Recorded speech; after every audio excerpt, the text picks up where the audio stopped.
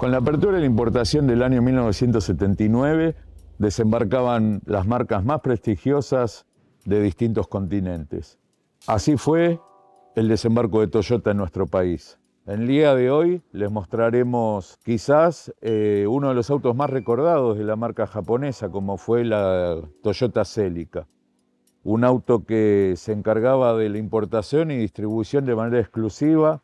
Grandío y López, sin dudas, un paso muy acertado, ya que Toyota, si bien con alguna entrada y salida debido a los cortes de la importación, era una marca que venía con intenciones de quedarse. En lo que refiere al modelo que hoy les presentamos, Toyota mandaba lo que eran tres opciones o versiones, lo que era motor de 4 cilindros de 1.6 litros, motor 2 litros y en menor número lo que era la Toyota Supra, que era un auto realmente muy de nicho y que fueron muy pocas unidades. En lo que refiere al 1.6 que tenemos hoy, versión ST,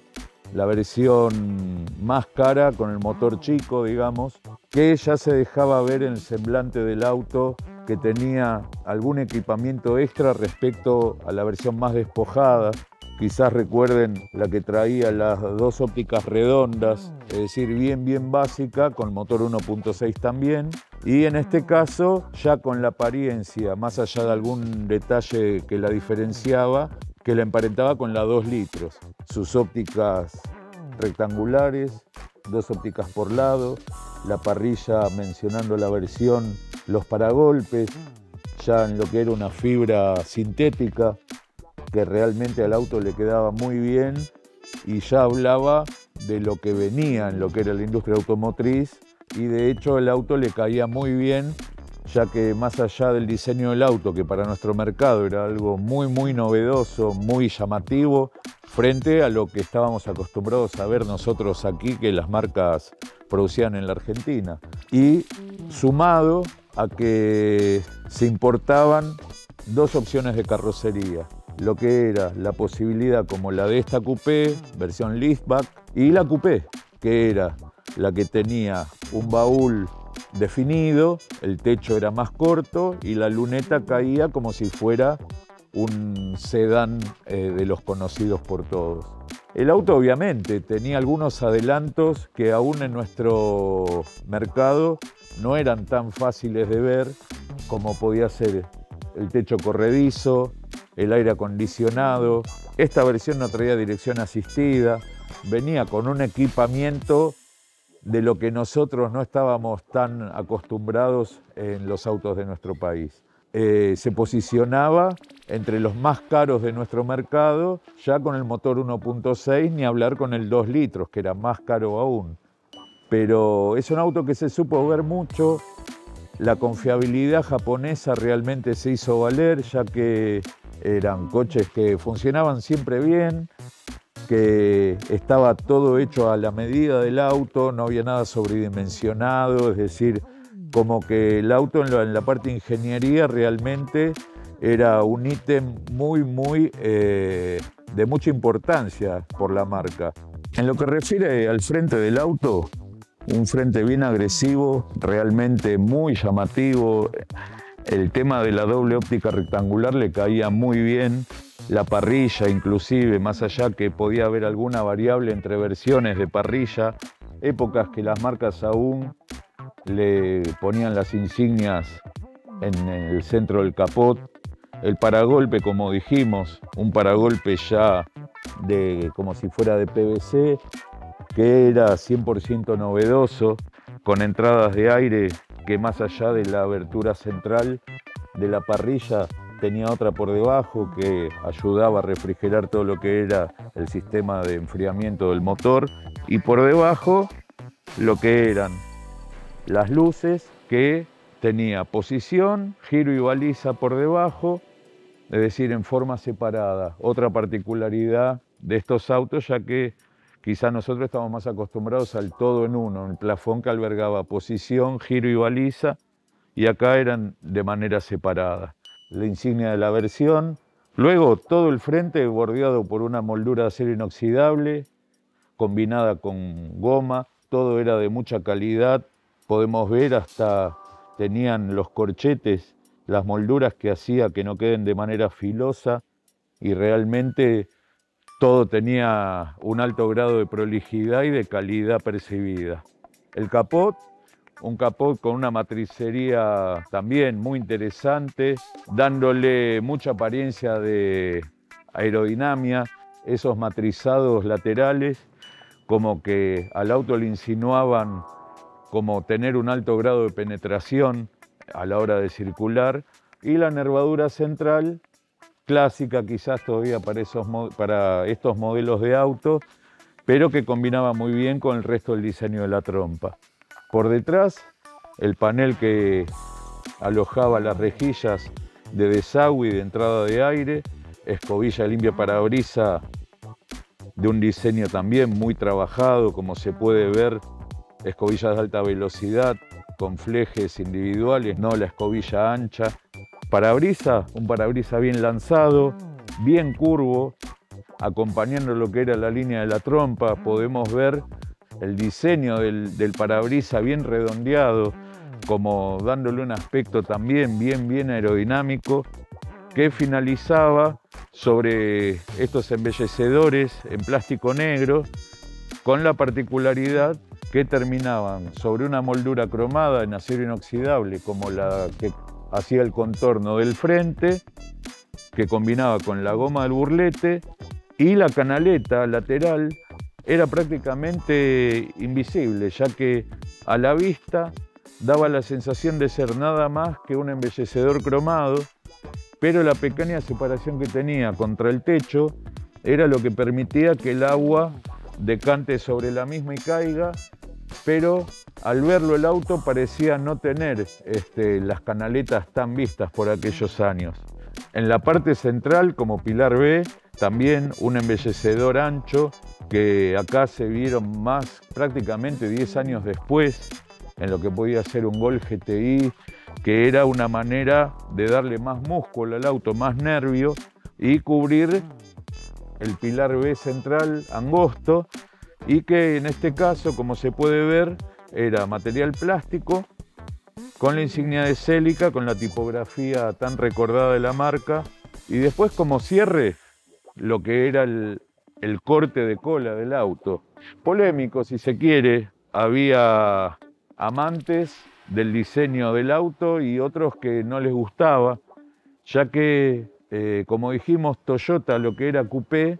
lo ofrecía con la otra versión de carrocería, la que el techo finalizaba a esta altura, bajaba la luneta y el baúl era un baúl clásico, digamos. Acá era un diseño, por decir de alguna manera, tipo como nuestra coupé Taunus, pero con un vidrio de mayor dimensión y menor superficie cubierta por chapa. En lo que refiere al lateral del auto, un lateral muy armónico, estilizado, bien redondeado también, ya que como podemos ver en la línea de cintura tenía una especie de nervadura que ayudaba a que el auto tuviera un perfil más redondo, y la particularidad de la puerta, que como podemos ver no traía parantes. Esto obligaba a tener muy presente la calidad de burletes donde pisaba el vidrio, ya que si no era un problema por el hecho de que debe ser de los ruidos más molestos los silbidos cuando el auto va circulando. Como podemos ver, el vidrio corría sobre una pequeña guía sobre lo que era el triángulo de apoyo del espejo y pisaba todo sobre goma sin tener ninguna guía o apoyo metálico que acompañara tanto lo que era la subida o la bajada del vidrio, o que le diera algún estilo de cierre más hermético. Un espejo realmente novedoso, tipo bandera que se le decía. Uno lo regulaba como quería, no tenía control interno, sí tenía un fuelle de goma que hacía que ante la posibilidad de variarle la posición siempre quedara de una manera estética a cubierto, digamos, que nunca se viera el eje por donde pisaba el el espejo, y el vidrio era un vidrio también antiencandilante, otro ítem novedoso para nosotros. Lo que es la manija, una manija con un gatillo interno, la parte externa era fija, cromada, metálica, y el gatillo accionaba por detrás. Llave estilo bien japonés, una sola llave para todo el auto y todas las funciones. Y esta versión, al tratarse de la versión ST, las dos franjitas pequeñas, muy vistas en Celica, por debajo tenía como una especie de alojamiento para lo que podía ser una moldura, pero que no se usaba, ya que como vemos se usaba solo la franja autoadhesiva. Y por debajo el corte de lo que era la moldura del zócalo en negro, que ayudaba a contrastar lo que era el tono del auto y también hacer que esa moldura, al ser más castigada, tanto sea por lo que levantaba la rueda y el roce que podía ocasionar subirse y bajarse a lo largo del tiempo, se hacía en una pintura dura, negra, y que perduraba más en el tiempo que lo que podía llegar a mostrar el cromado a lo largo de los años. Bueno, en lo que refiere a iluminación, nos quedaba por mostrarles un ítem muy usado en autos japoneses. Era el piloto que indicaba que la luz de giro, la baliza, estaba colocada. Y luego, sobre lo que hablamos del embellecedor del pilar B, se puede ver una pequeña rejilla que en la parte superior estaba obturada, pero en la parte inferior tenía posibilidad de ingreso de aire, que era lo que le daba ingreso de aire de afuera al interior del auto cuando circulábamos con los vidrios cerrados. Todo lo que es el contorno, como dijimos, todo bordeado en la moldura de acero inoxidable. El vidrio trasero, un vidrio trasero realmente grande, fijo. El auto ya para esta versión disponía de aire acondicionado, calefacción, y después lo que es el remate de la doble franja casi contra el paragolpe trasero.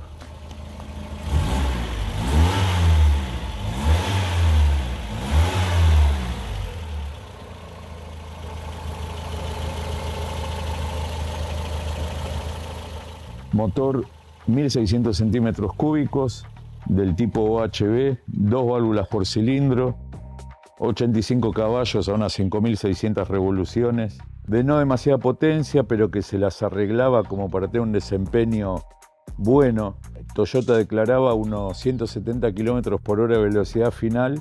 y un 0 a 100 en unos 13 segundos. No eran cifras descollantes, pero para aquel usuario que no buscaba un auto de prestaciones deportivas, realmente el auto tenía un aprobado. Como dijimos, esta unidad no dispone de dirección asistida, sí de aire acondicionado. El motor se lo ve con una configuración, digamos, básica, como que no ofrecía demasiadas complicaciones a la hora de hacerle algún tipo de reparación. Un servofreno también muy a la japonesa, de medidas acotadas, lo suficiente y necesario. Depósito de líquido de freno en doble circuito. El auto tenía frenos delanteros a disco, traseros a tambor. Todavía era una configuración vieja escuela, coche de tracción trasera, cosa que ya a los pocos años fue quedando de lado. Todavía se tenía ese estilo de tracción, el Celica. Después, carburador, sistema de encendido también, convencional. El vano, un vano realmente amplio, cómodo, podía albergar un 6 cilindros sin ningún lugar a dudas. Todo lo que es batería, radiador, el bidón de expansión, el bidón que almacenaba el agua, el lavaparabrisas, todo sobre el frente del auto, el filtro del aire acondicionado, todo al alcance de la mano, sin ningún lugar a dudas. Fue otro de los puntos a favor del auto, que era ese maridaje de ofrecer todo lo moderno que podía tener un auto japonés, pero conceptualmente la mecánica era una mecánica que, si bien podía llegar a necesitar en el año 80 algún tipo de herramienta determinada, pero un mecánico con un conocimiento normal podía llegar a encontrarle la falla y solucionarla si tenía el repuesto adecuado. Es decir, el auto no había llegado a una instancia de que solo lo podía atender el agente oficial de la marca. Después, bueno, sobre el parallamas, un parallamas limpio, bien plano, solo albergaba lo que era el motor del limpiaparabrisas, que quedaba bien visible, la chapa BIN, número de carrocería también sobre el parallamas, la particularidad de la toma del aire para el filtro, que lo hacía de manera lateral, por debajo del guardabarros, tenía una boquilla que era la encargada de tomar el aire de afuera y enviarlo a lo que era el carburador. Después, en el frontal, un frente que se retiraba un poco de lo que era la línea, de lo que era el panel de frente del coche. Se llegan a ver las ópticas, que no tenían ningún cobertor, que siempre fue algo llamativo, ya que según Toyota decía que era para tener un mejor y más rápido acceso a las mismas, para cambiar una lámpara o reemplazarlas, y quedaba todo de manera visible. Y después, por detrás de la parrilla, un espacio de unos 15 o 20 centímetros, totalmente libres, que era solo para que corriera aire que tomaba de la trompa y enfriara lo que era el radiador del motor, que siempre, como es clásico en los autos japoneses, radiadores de apariencia muy pequeña, pero que se arreglaban perfectamente como para mantenerlo a temperaturas normales el motor. El ventilador también acoplaba cuando el motor llegaba a la temperatura que requería el termostato. El corrugado por debajo del filtro de aire también. Acá era un pequeño corrugado de unos 20 centímetros que tomaba aire caliente del múltiple de escape, lo enviaba al filtro de aire para calentar la mezcla y en el momento que el motor estaba frío, hacerlo funcionar de mejor forma hasta que llegaba a una temperatura de trabajo ideal. Después, bueno, todo lo que es fusibles, reguladores de voltaje, el alternador que quedaba por debajo de lo que era la manguera inferior del radiador. Se hacía muy fácil trabajar en él y era un auto muy lindo para usar, ya que, como dijimos, un auto de tracción trasera, un motor realmente de una potencia moderada, pero que, como dijimos, apuntaba a ese tipo de usuario que iba más por lo que era el diseño del auto que buscar performance realmente altas. La parte trasera del Celica, un diseño muy particular que le daba un matiz entre deportivo y amplio en su interior, una tercer puerta realmente muy grande, el panel de cola con faros muy al estilo japonés, de mucha calidad. En la noche la luz se llegaba a notar de una intensidad realmente muy buena. Como vemos, posición stop, un reflectante en la parte central, marcha atrás, giro y baliza. En la parte central, la patente que quedaba metida hacia adentro, y después el portón, un portón de realmente grandes dimensiones, una luneta también muy grande y muy lanzada. La visibilidad del auto hacia los costados era realmente buena, igual que hacia adelante, ya que la trompa iba hacia abajo, y hacia atrás quizá no era el punto más fuerte del auto en lo que refiere a visibilidad, porque un auto de techo bajo y la luneta muy lanzada, pero bueno, era cuestión de hacerse amigo con el diseño del auto y tomar los recaudos a la hora de tener que moverlo marcha atrás o en el tránsito calculando distancias con otros autos. La luneta térmica con la baluneta. En la parte superior el zorrino se encargaba de tirarle agua al vidrio, y luego en la parte baja lo que eran las insignias del mismo, que venía así de fábrica. ST, la versión 5 Speed, anunciando que el auto ya era caja de 5 velocidades. Vamos a la concesionaria donde se vendió 0 kilómetros el auto, Oriente Sociedad Anónima, y Toyota Celica. El portón se sostenía mediante dos novedosos amortiguadores hidráulicos. El baúl, un baúl que, si bien no era muy profundo, por debajo de la alfombra tenía el alojamiento de la rueda de auxilio, que eso hacía que el baúl perdiera en altura pero a su vez ganara en lo que era tener un piso plano. Si era algo no muy alto, 2 o 3 valijas que se pudieran acomodar, se podía hacer perfectamente, se podían atar, ya que traía las cintas para que el equipaje no se moviera, y hasta se podía cubrir, ya que el auto traía el protector de carga, que realmente era muy práctico. Y si realmente necesitábamos más espacio, los respaldos traseros se podían rebatir 50 y 50, volcarlos hacia adelante y que quedara todo un piso plano acompañando el piso del baúl, y prácticamente transformarlo en un pequeño utilitario, más allá de que la altura del techo no era demasiada, pero ya tenía un gran espacio como para llevar equipaje o alguna otra cosa. Se llega a ver en los costados las parrillitas de los parlantes, la luz del baúl al costado del lado derecho, que se podía prender automáticamente al abrir el portón o de manera manual con una perilla. Y después, como vemos, aún conserva el kit de herramientas originales con la que venía provisto de 0 kilómetros. Alfombra, una alfombra realmente de muchísima calidad, un pelo alto, muy suave, muy mullida, donde apoyaba el portón, un burlete realmente muy amplio, muy alto, que era el encargado de no dejar entrar ni agua ni viento al habitáculo, cosa que realmente lo hacía muy satisfactoriamente.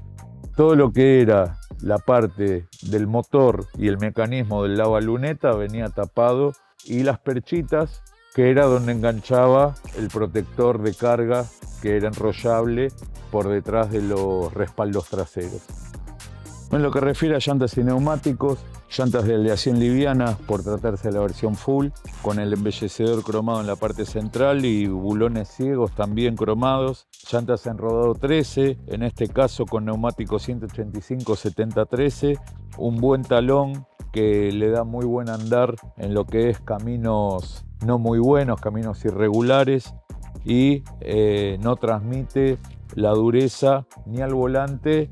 ni al conductor a la hora de tener que entrar a una calle de tierra o un empedrado en mal estado. En lo que refiere a suspensión, tipo MacPherson, con muelles helicoidales en la parte delantera, y lo que es la parte trasera, un eje rígido, recordemos que es tracción trasera el auto, también con muelles helicoidales y resortes con amortiguadores hidráulicos. Bueno, el interior del Toyota Celica. Un interior realmente de una plancha de a bordo de mucha calidad, de mucha información para el conductor, 6 agujas, lo que era la esfera izquierda, lo que era el tacómetro, con una escala a 8.000 vueltas en total, a partir de las 6.500 en zona roja, y el velocímetro con odómetro parcial y total, con escala a 200 km por hora, y luego a la derecha, en cada alojamiento, 2 agujas, lo que era la carga del alternador, lo que es la presión de aceite, la cantidad de combustible en el tanque y la temperatura de motor. Luego por debajo lo que eran las teclas de accionamiento del desempañador, lo que es el aire acondicionado, reloj electrónico tipo de cuarzo junto a la radio que era AM/FM de muy buena calidad. El auto traía pasacassette también, pero separados. El radioreceptor iba por un lado y el pasacassette era separado o individual. Luego, lo que son las salidas de aire acondicionado, como podemos ver, estaban las 2 centrales, la derecha para el acompañante y una cuarta que apuntaba como hacia el vidrio, como para ayudar también a desempañar los cristales laterales con aire frío o con aire caliente, sin necesidad de estar pasándole la mano. La guantera, una guantera de un diseño realmente muy novedoso, ya que quedaba como muy alta porque por debajo iba un revistero. Una guantera de un tamaño bien, se podían guardar las cosas necesarias sin ningún tipo de inconveniente. La tapa quedaba bien plana, cosa que si uno tenía que apoyar algo liviano sobre ella, se podía hacer sin ningún problema y la misma tenía la posibilidad de cerrarse con llave. Después, el cenicero tradicional de la época, el encendedor, un encendedor que prácticamente parece que no lo hubieran usado, y después gavetas guardaobjetos afelpadas como para evitar ruidos molestos, lo que es la tecla de la baluneta, por debajo la insignia de Celica con la letra tan característica del modelo, y luego quizás una de las cosas más reconocibles del auto, la posición de la palanca de cambios, quedaba como alta, parecía desde afuera como demasiado, pero uno en el puesto de mando realmente conseguía una posición de manejo muy buena. El volante, si bien no era de un grip demasiado grueso, era el suficiente como para manejar bien seguro. El diámetro también, ya que si bien el auto no tenía dirección hidráulica, la dirección no se tornaba tan dura como para moverse dentro de la ciudad. Y después la llave montada en la columna de dirección con traba, y la misma para poderla retirar tenía un botón que uno, si no lo accionaba, la llave no salía, y presionando el mismo, la llave corría un lugar más y ahí sí se podía retirar sin problemas. Era más que nada para accionar lo que era la traba del volante. Por detrás del volante quedaba lo que era el comando de los limpiaparabrisas de 2 velocidades, más la función que tenía para tirar agua sobre el vidrio en el costado, y después a la izquierda lo que era el mando de luces, posición baja, el cambio de baja a alta. Realmente el auto de muy buena luz, fue un ítem que siempre fue de los mejores, el tema de la buena luz que tenían los Celica con este tipo de ópticas. Luego, sobre lo que es la cacha de la columna de dirección,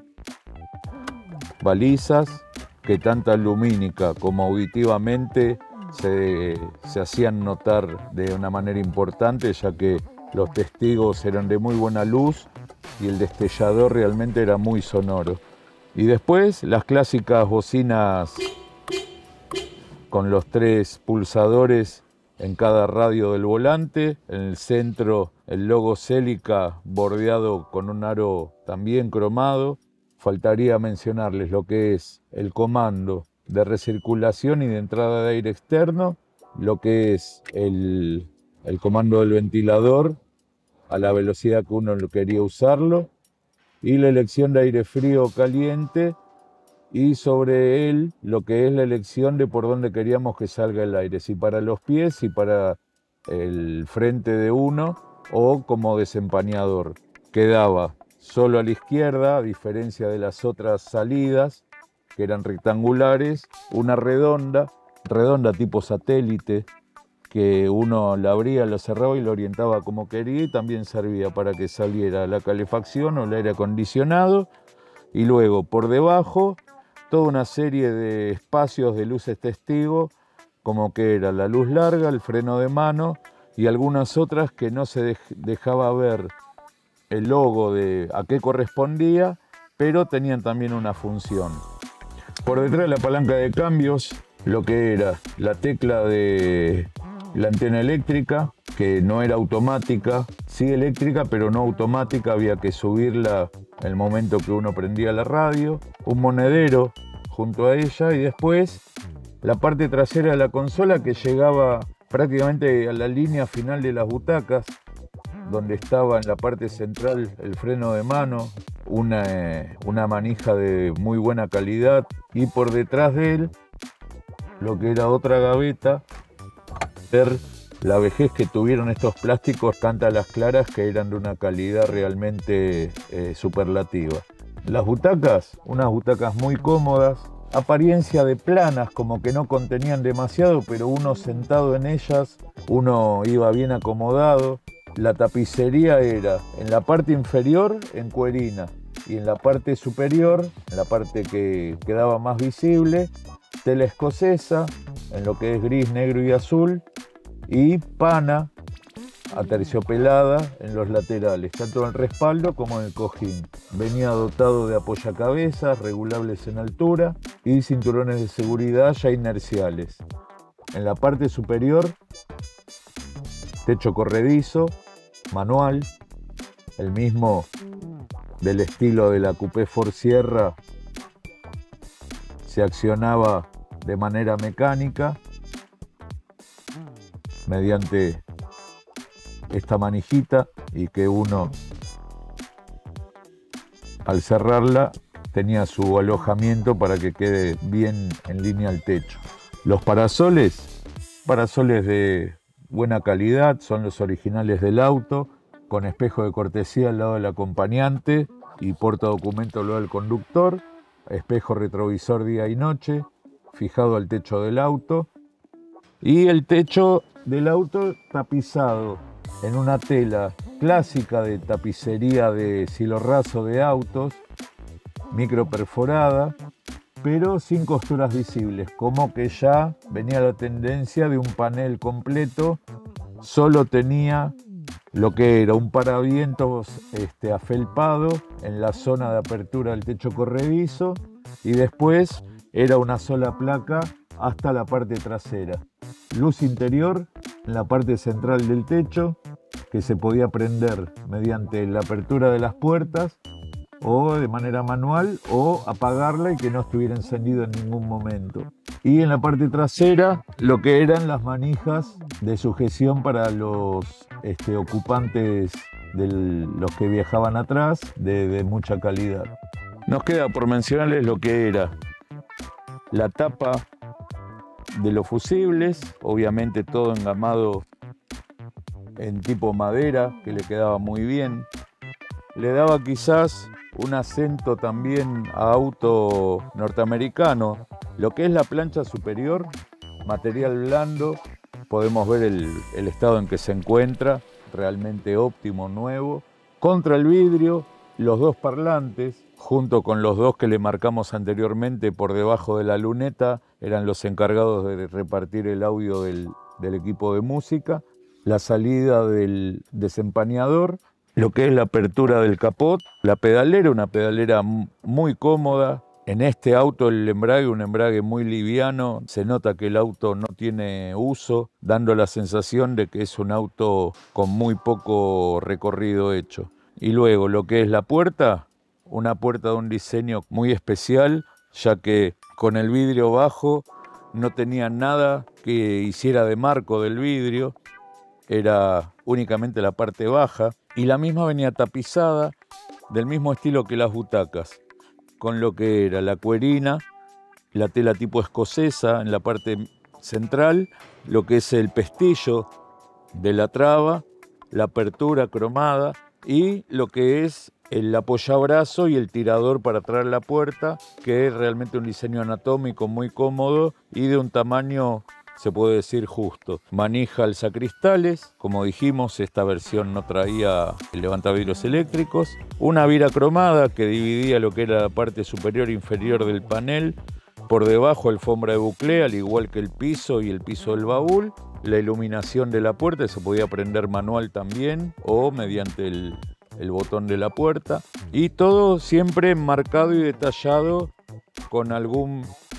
perímetro, algún vértice encromado que hacía que la terminación del auto se viera realmente como muy esmerada. Bueno, lo que refiere a las plazas traseras, como vemos acá sí,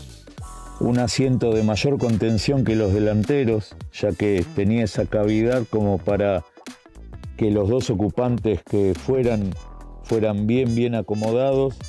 cinturones de seguridad aún no inerciales atrás, y luego lo que es la salida de aire que mostramos en el embellecedor externo del pilar B. Aquí es por donde salía el aire fresco, que no podía entrar por los vidrios que eran fijos. Entonces, mediante estas rejillas que se podían abrir y orientar, los pasajeros de las plazas traseras podían recibir aire y no ir medio agobiados sin posibilidad de tener aire en circulación en la parte de atrás. En la parte central de la consola, cenicero,